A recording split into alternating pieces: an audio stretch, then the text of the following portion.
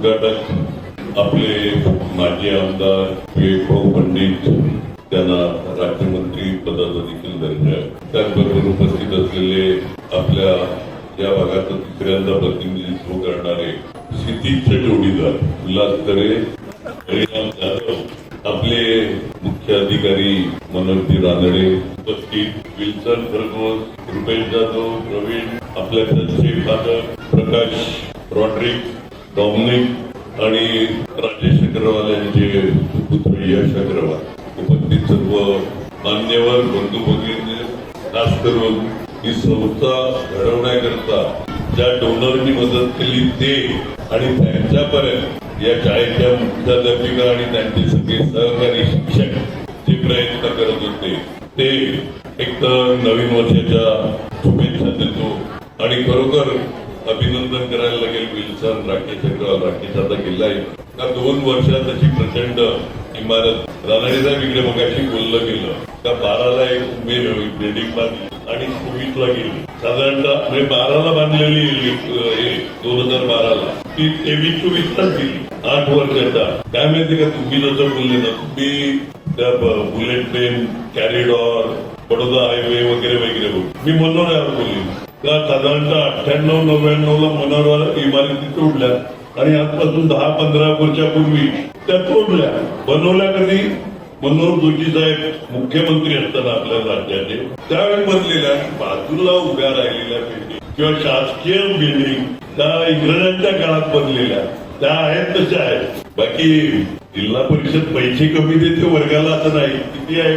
एका खोलीचे 13 लाख. एवढा प्रचंड खर्च करून जर आपल्या शाळा टिकत नसतील तर त्याचा आत्मपरीक्षण खरोखर करायला पाहिजे. आपल्या शासकीय इमारतीचे जे होतात त्या टिकत नसतील आश्चर्यात व्यक्त करायला पाहिजे. कारण का आम्ही ज्या संस्थेत शिकलो, तुम्ही जसं बोलले जिल्हा परिषद, आम्ही पण सगळे जिल्हा परिषद वाले, विवेक भाऊ पण जिल्हा परिषद वालेच असतील, आम्ही सगळे जिल्हा परिषद वाले.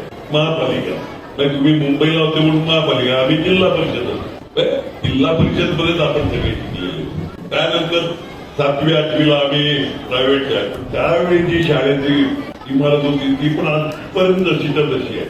का तर कोणत्या तरी संस्थेने बांधलेली आणि तिकडे जे लक्ष दिलं जातं क्वालिटी चेकवर काहीतरी लक्ष राहिलं पाहिजे. तरच करायला त्यांनी नाही तर तुम्ही सांगितलेली परत देवळं शोधायला लागतील आणि देवळातच मुलांना बसवायला लागेल.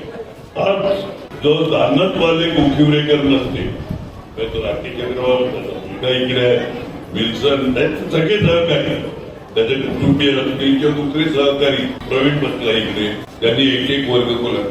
अभिनंदन सगळ्यांनाच केलं पाहिजे आणि शिक्षकांचं खास करून टाळ्या वाजवून आपण अभिनंदन केलं पाहिजे.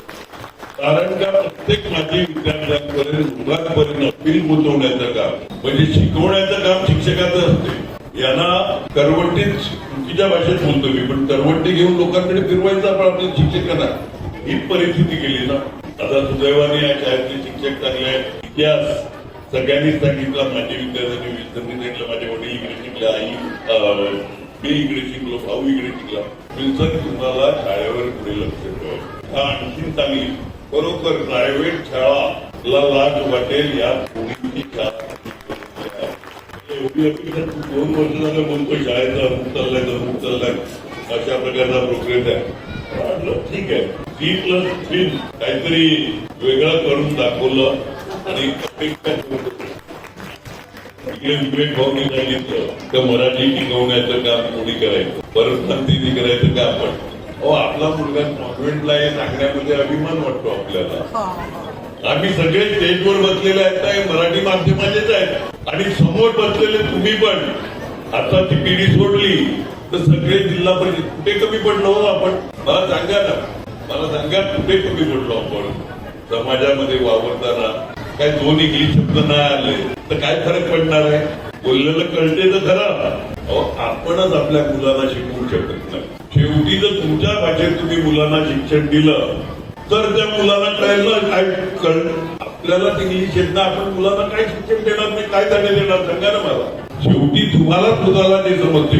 आता ह्याच्यात काय जिल्हा परिषदेचे शिक्षक वेगळे आहेत अशातला भाग नाही. तुमच्या आहेत का मुलं जिल्हा परिषद 10 थोडं काय बोलत नाही. तुमची पण दुर्दैवाने विद्यार्थी मुलं प्रायव्हेट शाळेतच आहे का? तुम्हाला तुमच्यावर भरोसा नाही? तुमचं कारण तो विवेक भाऊ एक लक्षात ठेवा, विलांतरे एक लक्षात ठेवा, बीएड झालेले जे काही शिक्षक लागतात ते टॉपर असतात ना, ते महानगरपालिका आणि जिल्हा परिषदेवर जातात. म्हणजे मेरिट मध्ये आल्यात ना ते, आणि तो गाळ असतो ना तो आमच्यासारख्या प्रायव्हेट शिक्षक संस्थांमध्ये येतात. बरोबर ना? हो बोलतात. मग जिल्हा परिषदचा परफॉर्मन्स एवढा मागे का आला? रानडे सर सांगा ना तुम्ही जिल्हा परिषद 10वी चांगलं होतं का? मग आता का नाही ते शिकले? आम्ही जन्माला आले तर चांगल्याच घरात आले, 2 पैसे होते तेव्हा पण प्रायव्हेट शाळा नव्हती, जिल्हा परिषद मध्येच जायचं आहे आम्हाला. लक्षात आलं का? आता प्रायव्हेट शाळेचा उपयोग त्याला कोण अपवाद, मी शिक्षकांबद्दल बोलला म्हणजे ती पण अपवाद आहेत, माझ्या घरचे अपवाद आहेत, त्याच्यातला भाग नाही. सगळेच एकाच मानेची मणी आहेत. कोणी मराठी दुसऱ्याच्या खांद्यावर द्यायला लागलेले आहेत सगळे. पण एक शाळा खरोखर मनापासून सांगतो, काही इतकी उत्कृष्ट शाळा अपेक्षा केली तुम्ही, तुमचं अभिनंदन तुमचं. आता शिक्षकांनी सोनं करा, म्हणजे लॅब बनवलाय. आमच्या जिल्हा परिषदेमध्ये लॅब मध्ये आम्ही बघितलीच नाही, बघितलेली का? जिल्हा परिषदेमध्ये आम्ही लॅब नाही बघितली, इकडे लॅब. आता कोणत्या तरी दुसऱ्या एका एनजीओशी बोलला आणि कॉम्प्युटर लॅब करून गिडा सगळ्यात हे आणि पुरुष स्त्रिया वेगवेगळे शौचालय. आम्ही रस्त्यावरच असायचो. काय विवेको, आम्ही रस्त्यावरच असायचो. एवढं चांगल्या प्रकारे जर लक्ष देऊन एखादी संस्था उभी केल्याने शिक्षकांचं परम कर्तव्य आता तुम्हाला दाखवून द्यायला लागेल त्या कोणत्याही प्रायव्हेट शाळेपेक्षा. कारण का ज्ञानाच्या बाबतीत तुम्ही जर टॉपर असतील तर तुमचं ज्ञान झालं ते अगोदर मान्य केलं पाहिजे, मग आपण मागे का आहोत. आणि इकडे आपण सीओ साहेबांना, रानडे साहेबांना कशाकरता बोलवलं आहे? बाबा तो आमची किमान शाळा बघा आणि आमच्या शिक्षकांची जी काही कमतरता आहे ती भरून द्या, एवढ्या मतदानाकरता आणि देतील. कारण का ते स्वतःच्या हेतूमध्ये शिकले आणि कशा परिस्थितीत शिकले हे त्यांनी सांगितलेलं आहे. आमच्याकडून जे काही सहकार्य लागेल ते करत राहू. सगळ्यात डोनरचं मनपूर्वक अभिनंदन, खास करून शिक्षकांचं. आणि इकडे कोणत्या तरी एका गट शिक्षण अधिकारी किंवा विस्तार अधिकारी कोणाचं तरी नाव लावलं, म्हणजे त्या पोडियमवर आपण बोलतोय ना ते पण एका माजी अधिकाऱ्याने, शिक्षण अधिकाऱ्यांनी डोनेट केलेलं आहे. मी इकडे बसल्या नाव वाचलं. इकडूनच्या शिक्षकांनी पण कॉन्ट्रीब्युशन काढलं. ते एक मनपूर्वक प्रशंसनीय आहे का तुम्ही फक्त त्या असं बोलायला गेले त्याचबरोबर दानात दाखवलं. आणि खास करून विद्यार्थ्यांचा आभार मानला पाहिजे. तर जवळपास ₹1,00,000 विद्यार्थ्यांनी एक लक्षात घ्या, विद्यार्थी म्हणजे पालकांनी त्यांनी कॉन्ट्रीब्युशन काढलं. ते काय एक तर आपल्या जिल्हा परिषदेची शाळा येतात ते सगळे झोपडपट्टी, चाळ, त्यांची आर्थिक परिस्थिती नसते, त्याची थोडी पण आर्थिक परिस्थिती झाली तर तुमच्या जिल्हा परिषद मध्ये काय. आणि अशा परिस्थितीत त्या मुलींनी जर एवढं ₹1,00,000 जमा करून दिले तर त्यांचं पण मनपूर्वक टाळ्या वाजवून आपण अभिनंदन करूया. हीच जाणत सगळ्यांनी ठेवा. विल्सन चिवरेकरांचं जास्त अभिनंदन, कारण का 1901 1,200 वर्षापूर्वी तुम्ही शाळा बनवले आणि लोकल बोर्ड आणले. तीच शाळा तुम्ही बनवली आणि जिल्हा परिषदेला